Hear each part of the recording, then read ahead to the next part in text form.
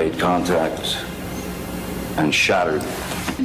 At some point, Chris locates what's called a drive-in. Brian Laundrie's body has been found. Law enforcement had considered Laundrie the only person of interest in the murder of his fiancée, Gabby Petito. That's all it is the truth. So there's nothing to hide in that coroner's report. There's nothing to hide by not having Callie take a polygraph. And if the truth comes out, and this was reference to a missing 4-year-old, the parents have called me in and advised that the mother had went for a walk, came home, now they can't find her. They've been yelling for her. She's been gone for about 10 minutes now. Hello? It's gone.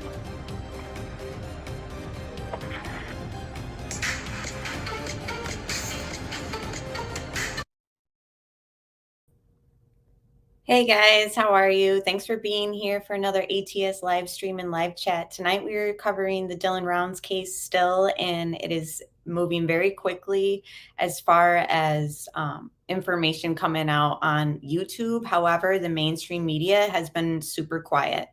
I have an update from Duty Ron from his show that I can play for you guys, and then I can get into some other audio clips and updates on phone calls and everything else that's been happening on No Thanks and other channels. So let me just get some important stuff out of the way. And I just wanted to thank 2 people that sent me PayPals in the last live stream that I didn't see until it was over. So Valerie and EE Caroline, I just wanted to thank you very much for the support and all that. So if you guys haven't subscribed, please subscribe and like this video. And let me just get into the important information, and then I'll get back and say hi to everybody in chat. Dylan Rounds was last seen at the Saddle Sore Bar in Montello, Nevada on May 26, 2022. On May 28th, he spoke with his grandmother over the phone, but that was the last time anybody had heard from him. By May 30th, Dylan was reported missing, and it was on that day that they discovered his Ford truck and his boots were on the property. He is 19 years old, around 5'11", and he weighs roughly 160 pounds. If you have any information regarding the disappearance of Dylan Rounds, you are urged to call 435-734-3800.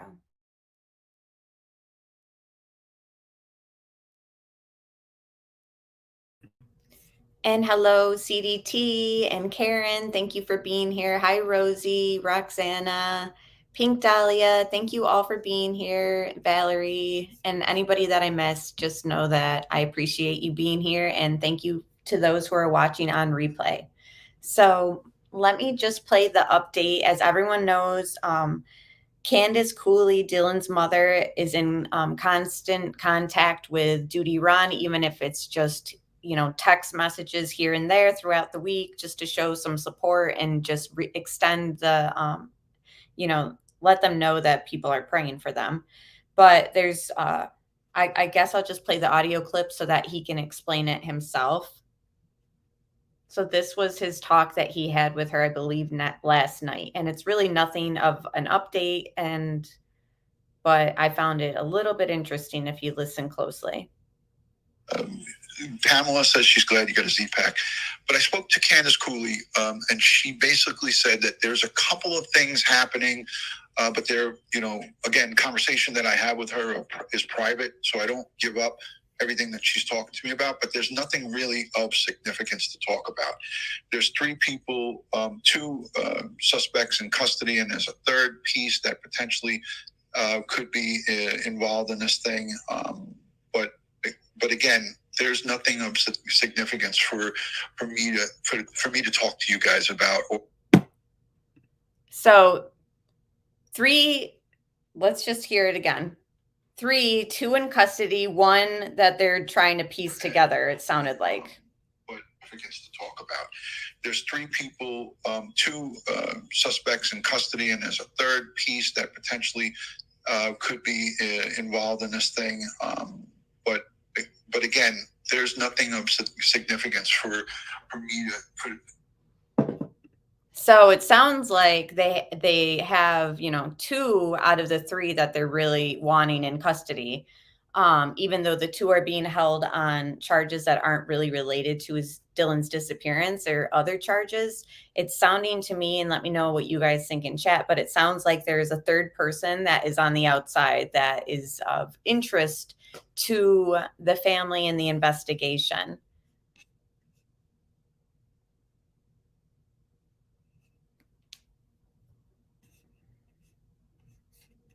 And can you guys hear like the audio and everything okay? I just want to make sure before I play the next little thing.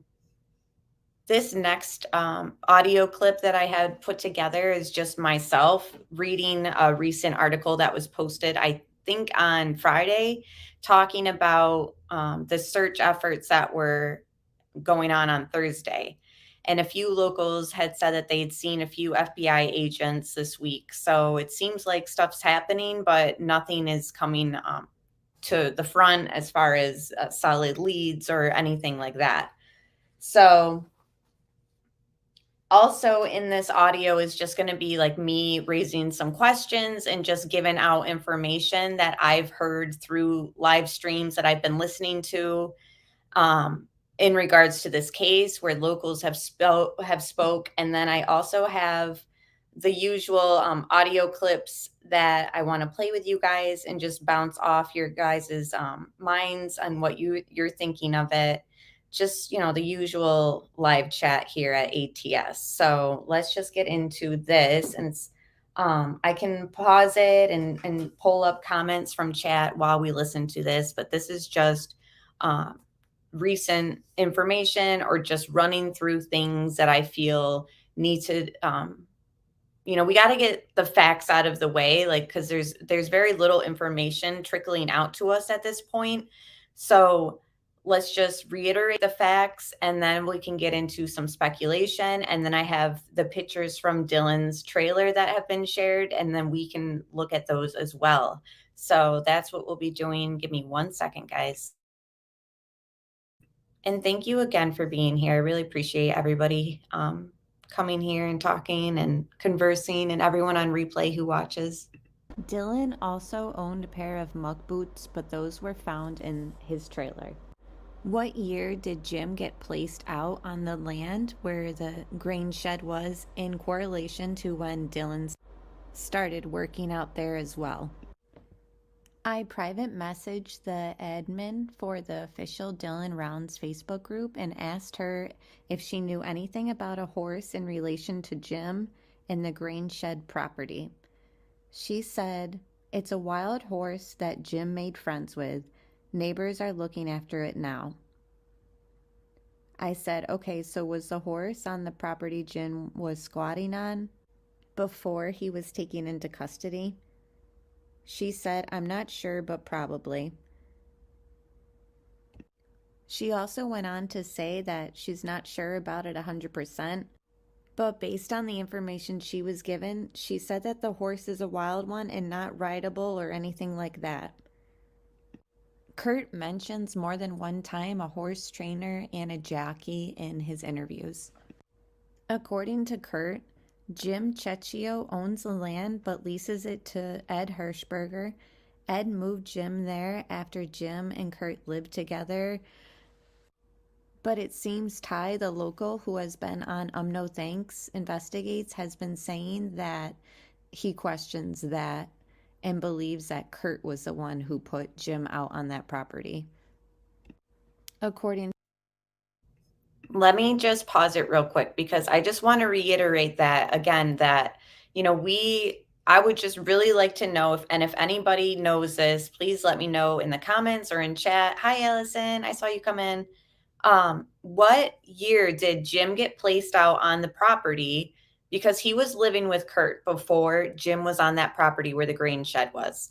So what year in relation to when Dylan started farming out there? Like, I'm trying to work out this timeline because people are saying, they put Jim out there for this reason. There's a whole bunch of speculation, obviously. So if we could just figure out, you know, was Jim put out there after Dylan started coming around, or was it prior? You know what I mean? I just really would like to know that. And it's a question that if anyone knows, let me know. To the other local, Michael Moore, on Tyler Feller's channel, he claims that on July 13th there was a heavy FBI presence and they are focusing around the grain shed. According to more local hearsay, it's being said that the FBI spoke to a neighbor out there, and this is the second time they've spoken to him, and he used to help Jim out, but they've had a falling out. They keep going back to the grain shed. This local also goes on to say that he himself personally wouldn't let his teenage son go out there because of the danger surrounding the area. Jim and Chase dated the same girl, Becky. If Chase and Kurt are enemies, could Kurt have been mad that Dylan gave Chase a ride? According to Kurt, Dylan cashed a check for $20,000. Jim is on disability and has a bad knee. According to flight patterns, it does appear that there is flight activity that is using LiDAR. LiDAR, which stands for light detection and ranging, is a remote sensing method that uses light in the form of a pulsed laser to measure the ranges and distances to the Earth. However, it's unclear if this has anything to do with search efforts in reference to Dylan Rounds, but it's still interesting and good to know that they are using laser imaging and detection to scan the area. In Kurt's interview, he mentions a culvert. A culvert is a tunnel carrying a stream or open drain under a road or railroad. It's a structure that channels water past an obstacle or to channel a subterranean waterway. Typically embedded so as to be surrounded by soil, a culvert may be made from a pipe, reinforced concrete, or other material. This information comes from an article that came out on Friday, July 15th, in reference to the search efforts on Thursday, July 14th. Authorities ramp up search for Dylan Rounds with criminal investigation. The desperate search for missing 19-year-old Dylan Rounds in Box Elder County continued Thursday, with the sheriff's office announcing a criminal investigation. Family members reported Rounds missing from his home on Memorial Day. Rounds, 19, is originally from eastern Idaho, but has been living in Lucin, Utah, working his farmland on his family's property. His mother, Candace Cooley, said he was last seen in Montello, Nevada on May 26 and last heard from on Saturday, May 28th, when he called his grandma early in the morning. They believed he was at his farm in Lucin at that time. He told his grandma he would call her back later that day, but never did. 2.5 weeks into the search, though, the barren desert that borders Nevada, Cooley said, "It's been horrible because we don't have anything. We go down one rabbit hole and there's nothing. We come back out of it and we jump down another one and there's still nothing," she added. Cooley said Round's truck, his equipment, and his trailer are still on the property. His farm was his life, she said. For him to just walk away, we knew was not a possibility. Box Elder County Sheriff Deputy Cade Palmer said volunteer teams have logged 300-plus hours of searching, covering more than 3,000 miles. Their detectives have spent 650 hours investigating the case, which is now considered a criminal investigation. "If I could summarize this search, it would be difficult and exhausting," Palmer said. Palmer would not comment on the investigation, but said they have not found anything new that would point them in the direction of where Rounds might be. "That's when things started to look like it's not normal. There's something else going on," he said. "Whether you find evidence of a crime or not, he wasn't in the area he was supposed to be in." As difficult as it was to hear the criminal investigation, the words were overdue for Cooley, who has for a while believed there was foul play involved in her son's disappearance. "We might be a little bit behind the boat, but at least it's happening," she said. She also said the added investigation brings some relief knowing that others are working around the clock to help find answers about Rounds.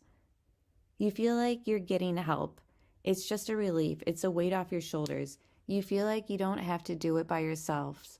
You're not alone anymore." Cooley said she believes someone knows something and she's determined to keep the attention on finding her son. The current totality of information gathered from the many interviews and searches, along with the analysis of both physical evidence and forensics data, has identified James Brenner as a suspect, authorities have said. No criminal charges have been filed in connection to Round's disappearance. While speaking with news outlets, Round's mother, Candace Cooley, described Brenner as an acquaintance of Round's. "I'm keeping it together as best as I can," she said, of the recent development in the case. Rounds disappeared after making a phone call to his grandmother on May 28th saying he was putting the grain truck into the shelter. During the search for Rounds, investigators spoke with Brenner on June 7th. Investigators then searched Brenner's trailer on June 16th and found ball ammunition, ignition caps, black powder, and speed rounds, which were all for the purpose of muzzle loading antique-style guns, but found no weapons in the trailer. They didn't seize the materials at the time. They later then learned that at some point after Brenner's first conversation with investigators, he allegedly reached out to a friend and asked him to keep safe some of the weapons. The friend, identified in the affidavit by the initials DH, turned the weapons over to authorities after speaking with them on June 20th. The same person spoke to investigators again the next day and added that Brenner also brought him a .22 caliber rifle around the same time. That weapon, loaded with 5 .22 caliber bullets, had no serial number and was also handed over to authorities. The sheriff's office then returned to Brenner's trailer and seized all the muzzle loading ammunition they had previously found. This isn't Jim Brenner's first brush with law. He was convicted in Illinois for malicious wounding and malicious shooting and has 3 convictions for being a felon in possession of a firearm. But despite being labeled a suspect in Dylan Round's disappearance, authorities said the investigation is not complete and remains active. Dylan Round's family is hopeful that someone might hold the key to his disappearance and has asked for anyone with information to come forward and share what they know. "Somebody knows, and it's more than one somebody," Cooley told KTVX. "I think it's multiple people that know what happened to Dylan, but nobody's talking."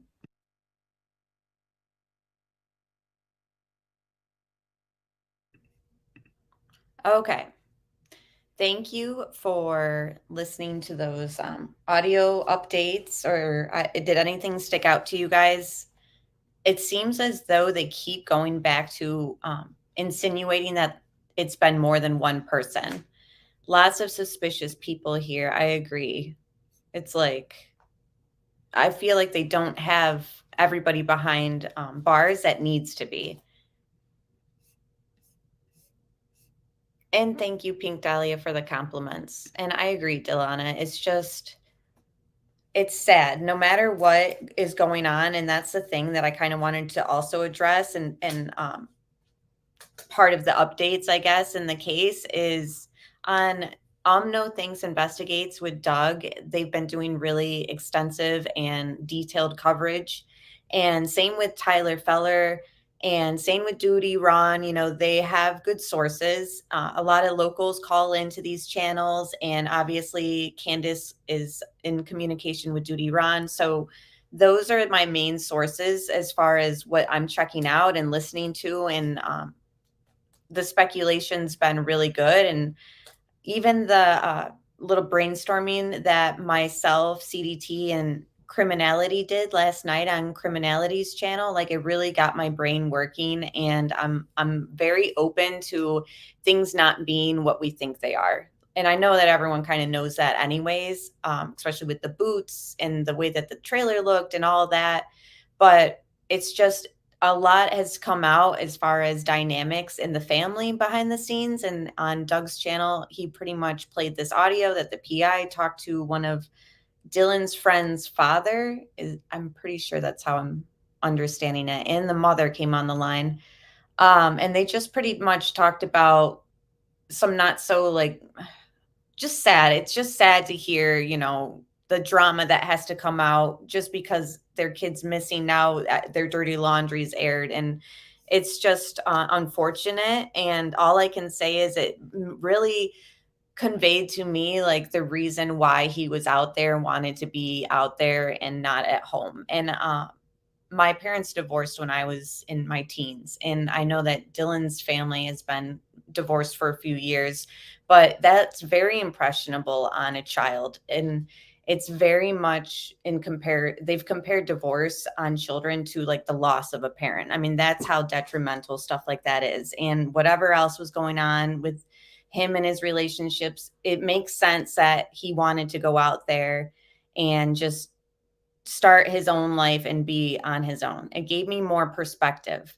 Now, the thing that it also showed me is if Kurt knew these dynamics and knew this and that happened to me behind the scenes with my parents, pretty much I'm just going to say, I get it out there because there's no sense in beating around the bush, but it's just been brought to everyone's attention that his father, and there was just some physical stuff going on.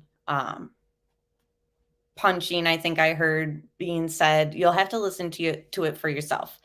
All I'm saying is this is relevant in my opinion because if Kurt knew about these things too, could he use that and other people use the fact that, oh, he's not even close with his family, they won't come looking for him, like we should manipulate him? Like, would it have set him up to be more at risk? You know, like he doesn't have, like if Kurt and people are under the impression, and this is all speculation, my opinion, that it's so bad in his family life that he's got to be out there, you know, was that a way for them to be like, okay, we'll just take him under our wing.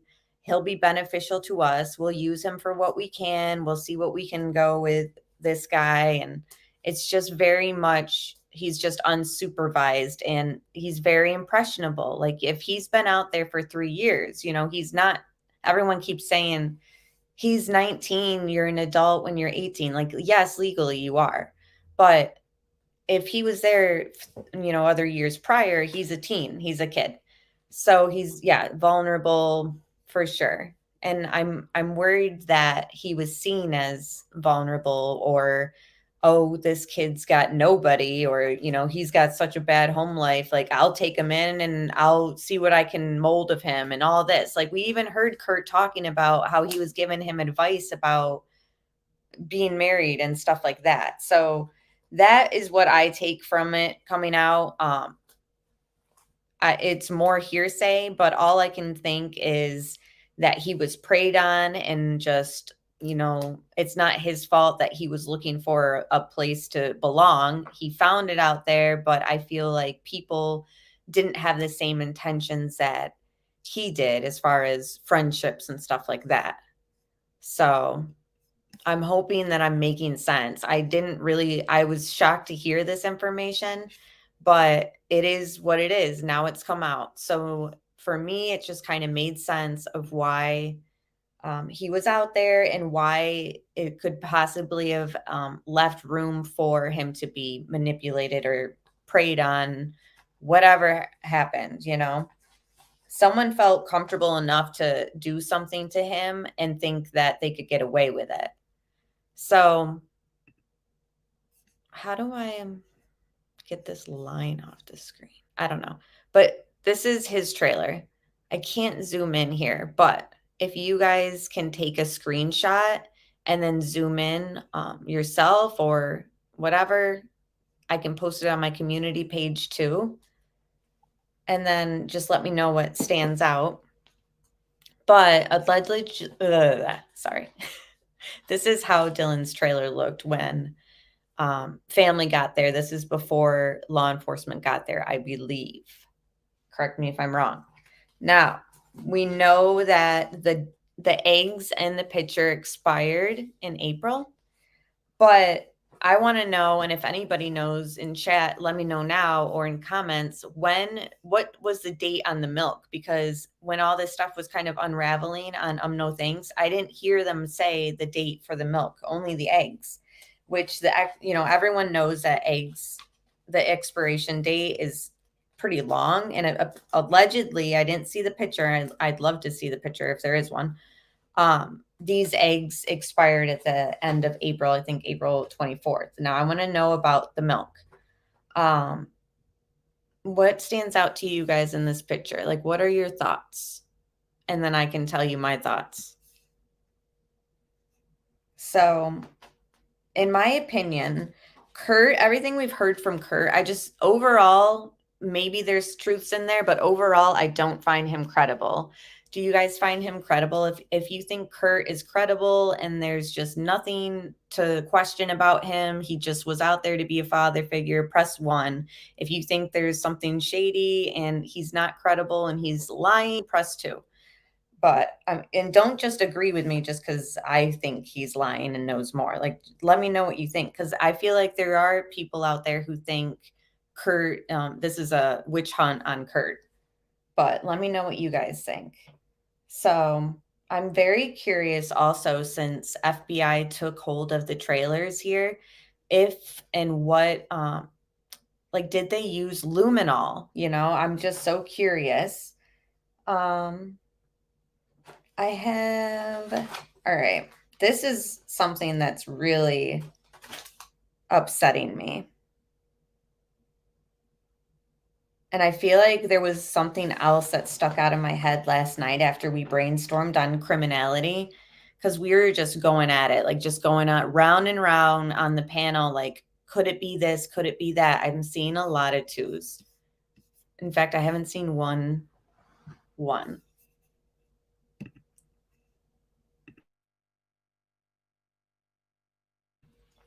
Guys, I'm just realizing though, Kurt has an excuse. He's got a reason for everything.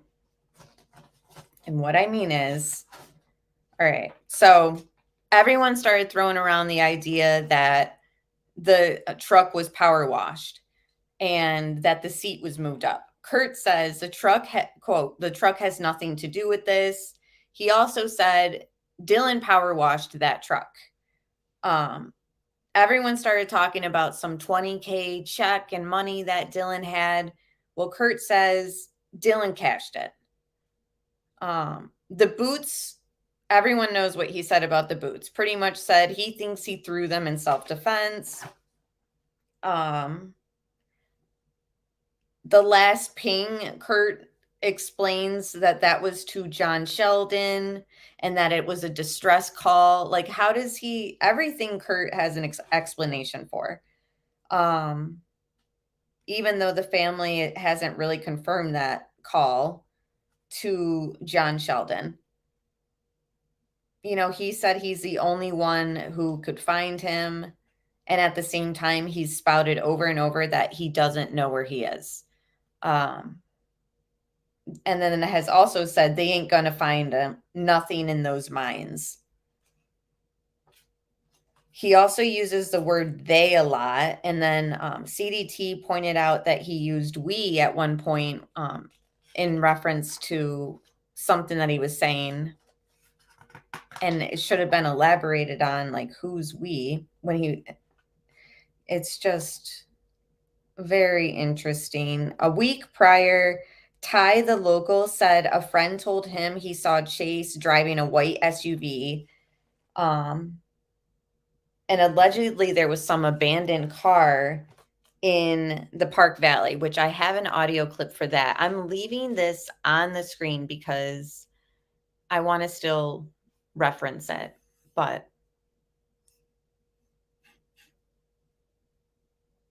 okay, yeah. Examine the pics, guys. Let me know. Oh, thank you, Melmac. I'm glad you liked it. We did so much bouncing around and all that and brainstorming. I really think, honestly, that this trailer, I don't think he was staying here. And I think that this is very much staged. I've seen people say it looks ransacked. For me, it looks maybe just shimmied through. Like, ransacked to me is like drawers taken out and dumped out. And these boxes and that bag of clothes there, like that to me would have been like dumped, shaken, and emptied all out. To me, that would be like more ransacked. To me, this looks like it was staged to look like he was staying there, but he wasn't staying there. In fact, one of my notes say that the phone call that Dylan's friend's parents had with the PI, he said that there was like an inch of dust on the counters. I think that he took whoever staged this, went through, looking for stuff possibly, maybe the handgun, maybe anything, cash, who knows. Didn't really ransack it like to the point where I feel like everything would have been taken off the counter. Like to me, that's more like ransacked. This just looked like maybe it was messed with or, tampered with a little bit, but no one was living here. The eggs, the milk, those I believe, and the meat I feel like were taken out of the refrigerator and just staged around there to make it look like he'd been staying there. And then what do you know, Kurt just emphasizes over and over how messy Dylan is, and he like says it over and over. Like with Crime Time with Jess, he talked about it, and then I feel like in every interview, Kurt has emphasized how messy he is. So to me, it just looks so staged. Like, I don't know. I feel like they set this scene, like they wanted it to look like he was staying there and left his truck there. I have no idea, but you're not sure these are legit? I don't know. I mean, the call sounded legit. I guess it was Dylan's friend's dad. I wonder if we can see any hot dog wrappers in the pics. Candace mentioned hot dog wrappers, I think. Oh, yeah, she did. It looks like if someone was looking for something in particular, they had a good idea where it was. Yeah. Like it just doesn't look, I'm telling you, look at the floor too.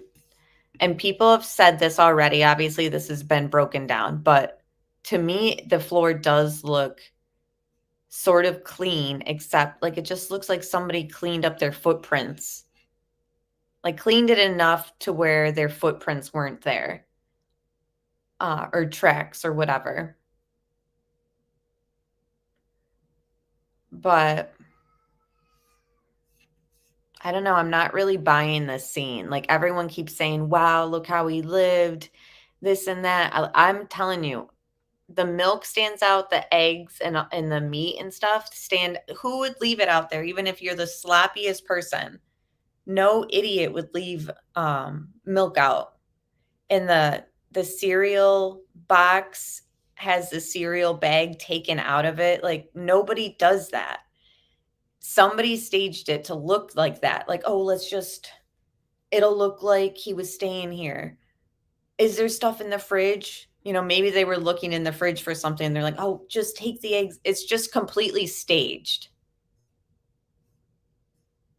It's not as dirty as I was imagining from Jim's first description. Hi, for advocate. Yeah, I mean, what I'm annoyed with too is that we didn't see the bedroom and the bathroom because apparently that's where it was really bad, blah, blah, blah. It's like, oh, okay. I don't know anything about was he messy in life and pristine in work. I'm not sure. That would be interesting. And I don't know. If you're a teen, sometimes I guess you would sort of deal with mess. But to me, I just feel like he wasn't even staying here. Like the dust comment really stuck out. I'm just not convinced that he was staying there. I believe that Kurt made it seem like he was staying there because he talks about the bacon and I don't know how he was so messy and lived like that. I just feel like he just tried to emphasize that, like he staged this, allegedly, my opinion. People staged this and Kurt decides to come out saying like, yeah, he's so messy, blah, blah, blah, knowing what this looked like and is trying to pass it off as like, yeah, it's a legit scene. I told you guys he was messy. I don't know. Is that making sense, guys? Just my opinion. I'm also wondering because I've heard also now that Dylan's grandfather put a few $100,000 into that piece of property and getting the well set up, etc. I'm wondering if they got some sort of, if Dylan owned part of it and got some sort of first time land owner deal or loan special discount. I'm not sure. It just, to me, him being out there, and then I guess it makes sense in a way, and they just he wanted a farm, but I just wonder about everything pretty much.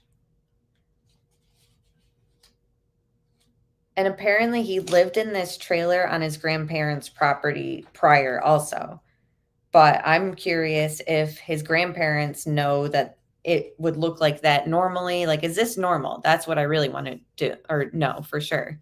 I do note that Candace didn't mention the trailer looked too messy, out of the norm, but at some time they didn't seem very close, and that's okay. Yeah.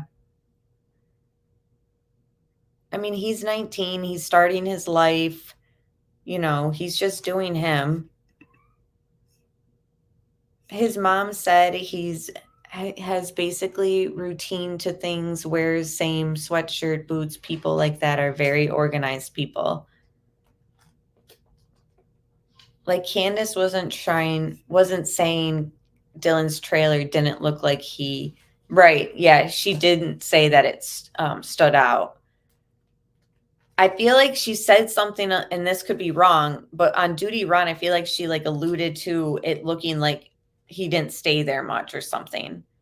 I don't know. I can't remember now. If anybody knows, let me know. I don't want to say something if it's not what she'd said, but because she did, I mean, it was out there that she acknowledged that he was staying with somebody in Montello. Yes, it was Kurt. It's just, let me just play some of these audio clips. And these were recorded by me on Thursday. So I'm assuming they were either his show Wednesday night, or I watched them. I don't know. This week, since I've seen you last, these are some interesting audio clips, and it'll entail locals calling in and just the brainstorming. Let me make sure it's at the right point, though.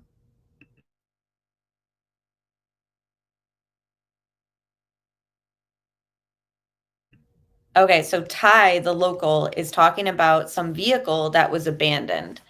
And I find this interesting because you just never know, like, was it related? Is it related? If it's around the same time, I feel like it's noteworthy. So it could be absolutely nothing, but I feel like this was, quote, interesting information to me. So I saved it. Hi, Punksy.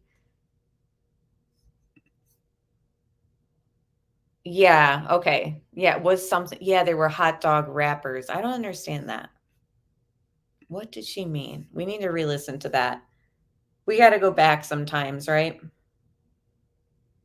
I don't know what that sounded. A vehicle that was abandoned in Hope Valley or Rosette.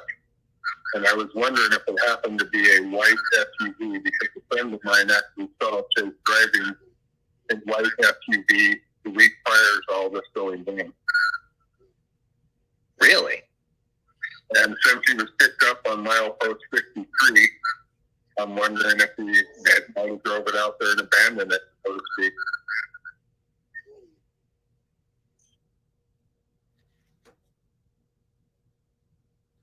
So a week before Dylan went missing, Ty, a local, said his friend saw Chase driving a white SUV.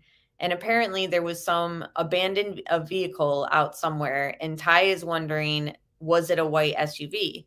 So if we can get updated information about that, that'd be great. I guess they just brought it up because it was interesting, but just noteworthy. Somebody saw Chase driving a white SUV a week before he went missing, before Dylan went missing. And, again, we don't know. The other thing that we were speculating last night, we don't know that Dylan was alone Saturday morning. When Dylan calls his grandmother at 6:41, is he alone? According to Grandma, we don't really hear her mention that there were people in the background and noise or anything like that. We don't know 100%. But we all have to keep that up on the table. Was Dylan with somebody? Did they, because remember, his farm is 5 miles away from the grain truck. Grandma, I got to get going. It's going to rain. I got to get there to get the grain truck under the grain shed so that it doesn't rain on the seed. Got to go. That's 5 miles. Now, they've said that he walks it, but ultimately we have to keep in mind and we have to remember he might not have been alone. Somebody might have went with him to the grain shed to help him or, just be there with him, because remember, they're also saying that Jim, who lives on the property where the grain shed is a crazy, grumpy old man, trigger happy. Hi, Mike. No problem that you're late. And hi, BLN and everyone else who's joined, Cody, everybody else. Thanks for being here, everybody. So just keep that in mind. We don't ultimately know that he was alone. Hi, Crime Curious. And I'm glad you're listening. Thanks for being here. All right. So food for thought, no pun intended. Old people and growing up Southern, for lack of a better term, money was always hidden still in freezer and inside fridge freezer. True. Yeah.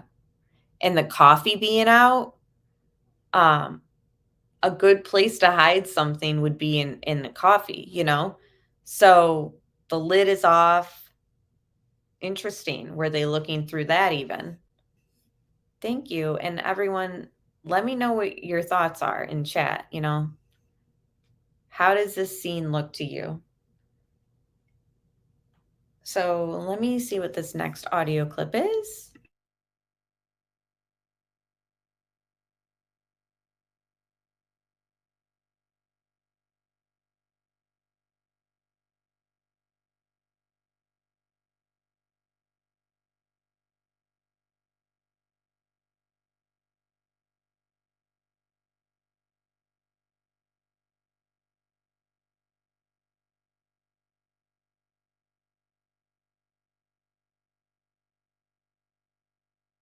Convictions for being a felon in possession of a Place. one of the 5.22 caliber bull.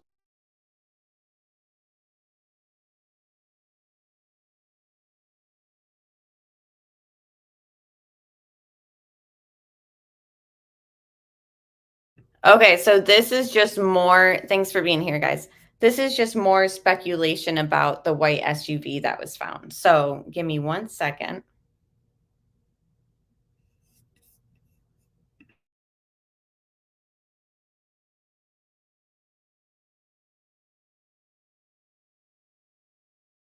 Two-part belly and it popped out at milepost 63, and it's about 5.5, 6 miles long.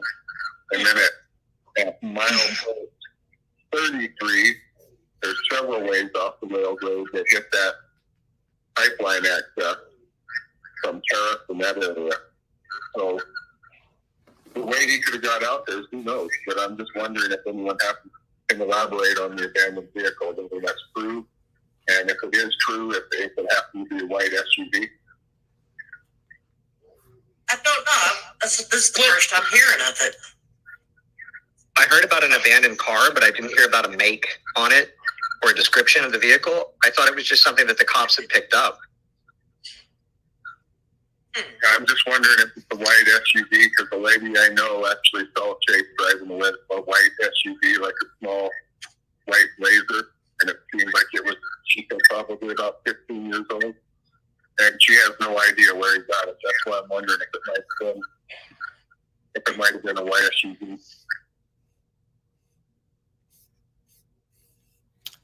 So, I mean, it could be nothing, but I think, something to write down and have documented that this information was being talked about around, the investigation, and everyone on the channels that cover this case, have really good insight. So I feel like we're going to document that was noted.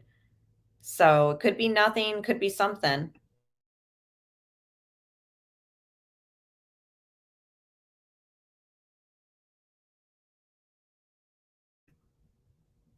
Salty Shitcake had it confirmed to him the second he rolled into Montello. He gets out of his car, introduces himself.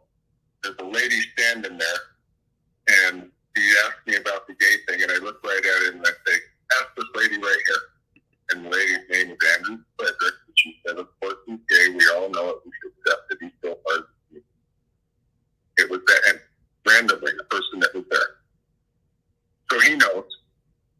And here's the thing, being gay or not really has nothing to do with this, other than when this first went down, Kurt didn't cooperate with the police and tell them the truth.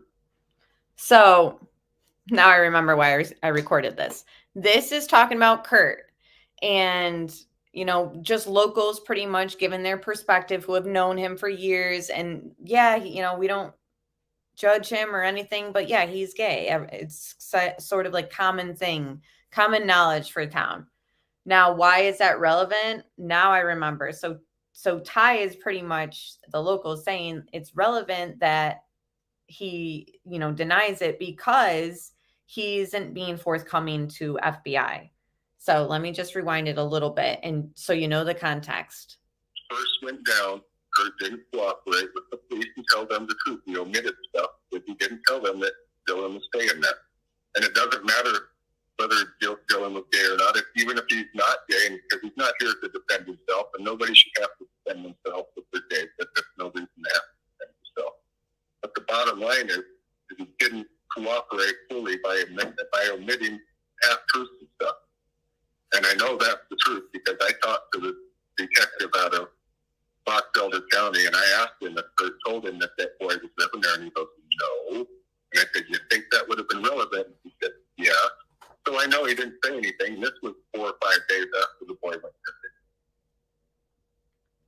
So Ty is saying that he spoke with a law enforcement officer and said, did Kurt tell you that Dylan was staying with him, you know, living with him?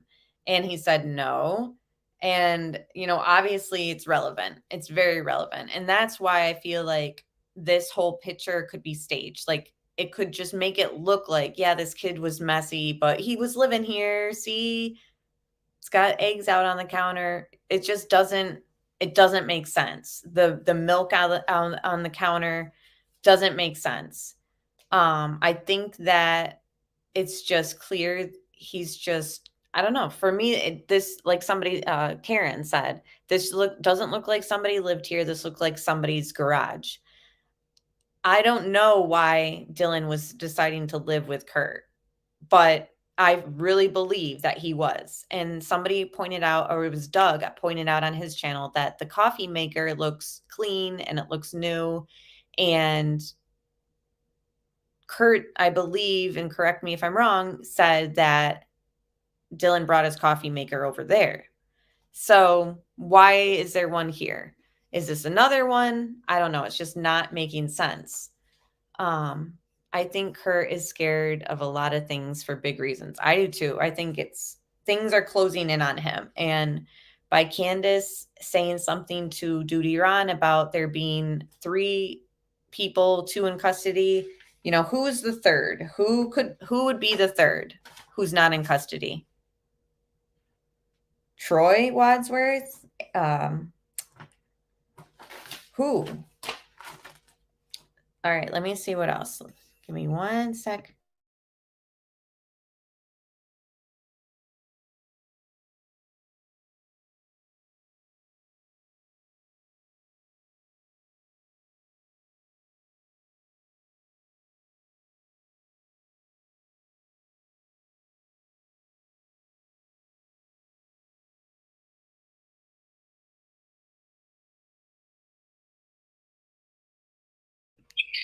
Do you see any FBI or anybody out there looking for this kid other than you? I have never seen anybody out there. You know, Jim, in all fairness, we're staying away from the places and just following leads that people have thrown out there and stuff. But I think where we need to start looking is away from where they're looking, but places that are familiar with that Jim Brenner.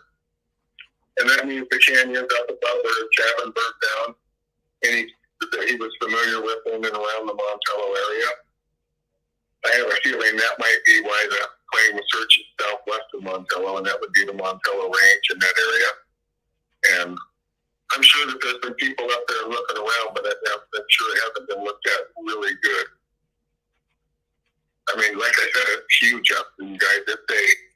It's a sea of sagebrush, and you're out there with a little dinghy looking for a needle in a haystack. That's equivalent.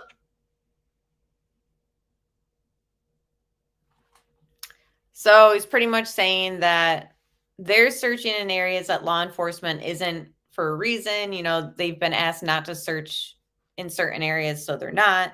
But ultimately, it's just a needle in a haystack type of situation. And that's what I'm realizing, too, is just looking at the terrain and everything. To me, it's just, it's like the ocean. It's literally like trying to find something out in the ocean. So Dylan's friend, when he talked to Jim, said that Dylan was quiet and didn't think that he was gay at all. So I just thought that that was noteworthy. That was just one of Dylan's friends saying that. I wanted to rewatch this interview with Justin just because I just thought it's always good to go back a little bit and review something.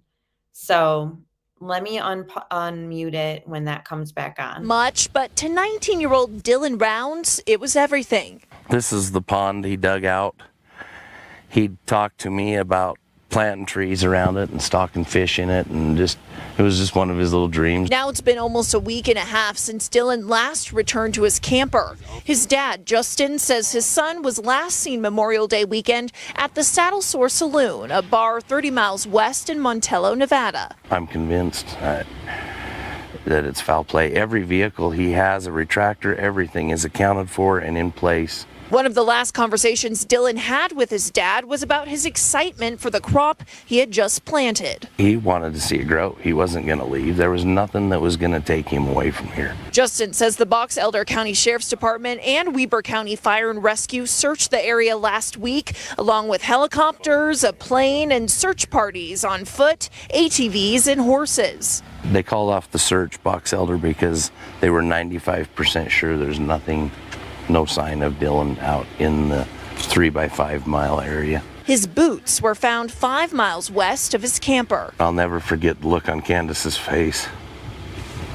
I can only imagine what I looked like when we saw those boots. Each day is agony for his family, who live all the way up in Idaho. They're offering a $20,000 reward to bring Dylan home. I just came back today just to kind of poke around, because I can't hardly leave here. That $20,000 is burning a hole in my pocket. I want to spend it today. I've reached out to the Box Elder County Sheriff's Office as well as the Elko County Sheriff's Office and haven't heard back from either. If you know anything about Dylan's disappearance, his family is begging you to call police. He's 5'10", weighs around 160 pounds, with brown hair and brown eyes.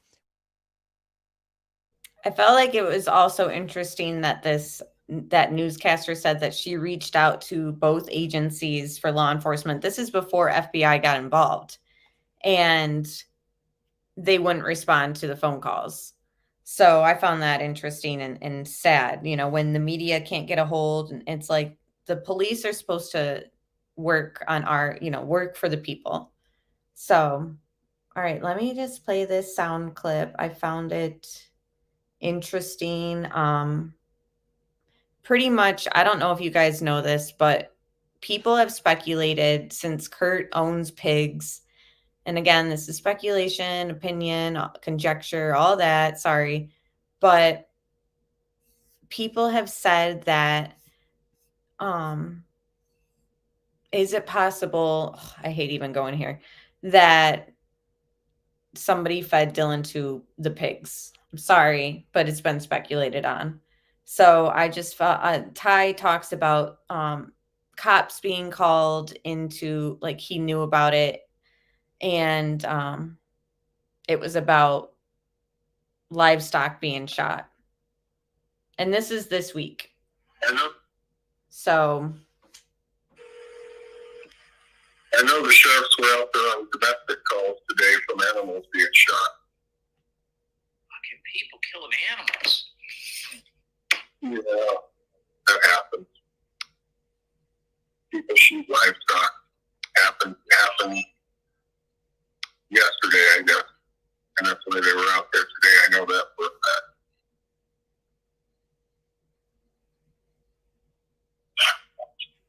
775 didn't answer.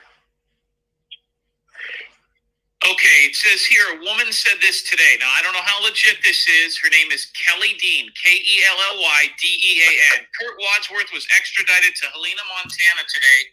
Which Okay, yeah, that was fake news. He can't stay there any longer. I still think, Doug, one thing that's key to this is Robert Avila said that Jim pulled a pistol on him, and I honestly believe that that's probably true. And I think that really needs to be looked into. If he told his mom that, and that he thought the guy probably did pull a pistol on him. And that pistol, to my knowledge, has been unaccounted for, and it needs to be accounted for.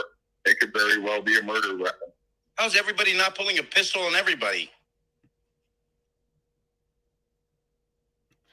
So let me play that again. He's saying, Ty the local is saying, Robert Avila, the guy on the screen on the right, not Chase, is saying that Jim, who's in custody, Jim Brenner, who's suspect number 1, according to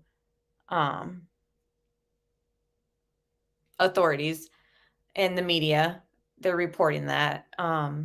But here, he's saying that Jim pulled a gun on Robert, and we need to identify that gun that was used, and because it needs to be identified pretty much.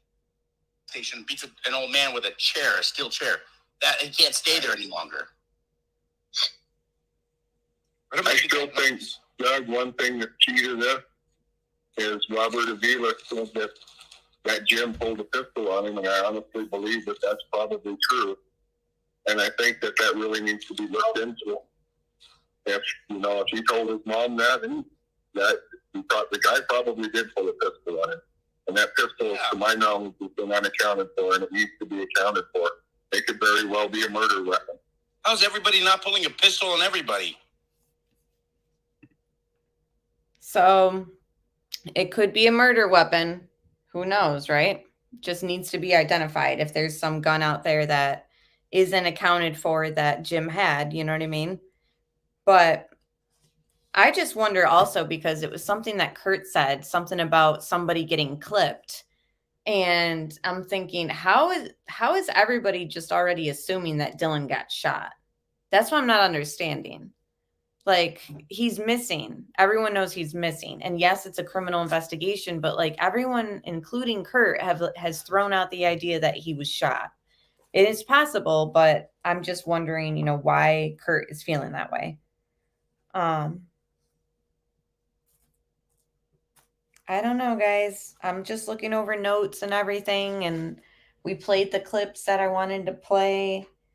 In regards to that phone call with the PI, Jim Terry, and Dylan's friend and Dylan's friend's parents, he said something about Dylan looking for older men. I don't think Dylan went looking for older men. I think that those older men, actually, it's possible that they went looking for somebody like Dylan, preyed on him. I feel like, if anything, Kurt wanted to mold Dylan however he wanted him and use him. However, whatever that is, I don't know. If it was a financial thing, if it was whatever, I don't know. But I just feel ultimately that Dylan was preyed on. I don't know if that's Troy in the background of the bar video. I really don't. People have said yes, but I'm uncertain. Do you think it's Troy? Let me see. I think that Kurt looks super nervous in that. I don't know why. I feel like he was trying too hard to come across as genuine and wholesome. Like, oh, I'm such a good guy. Don't worry. Like, I'm not buying it. Yeah. He does seem uncomfortable. He knows, like, the walls are closing in on him, I feel. I don't know if they're just waiting on more evidence. I mean, obviously, but I don't know. There's a reason why Dylan's father has been parked outside the saddle store. And I don't think it has to do with using Wi-Fi. Maybe.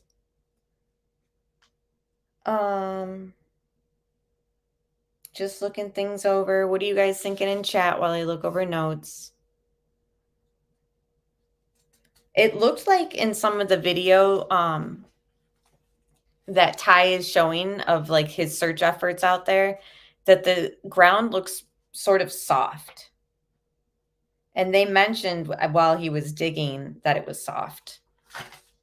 So I found that interesting. So easier to dig in. Also, you know, when Kurt's talking about his theories on what happened to Dylan, and everyone already knows this, but it needs to be said again.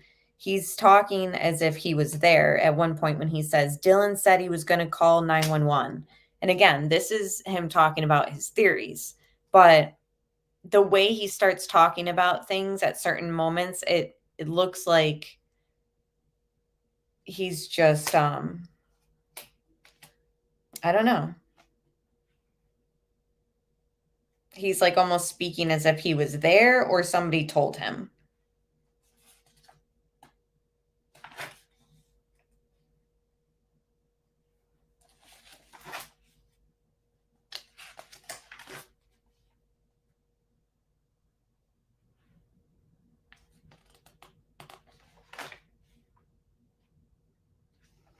What are you guys thinking? I'm pretty much, I've gotten all the updates. There's really not much to report because it just seems like the media is done with this story. Obviously, there's no updates, but at the same time, there's been no updates in the Summer Wells case, and that local news reports on it. So I don't know. To me, what really stood out is that Judy Ron comment about the mother saying that there was 3. I'll play it again 1 second, and then we'll close things out.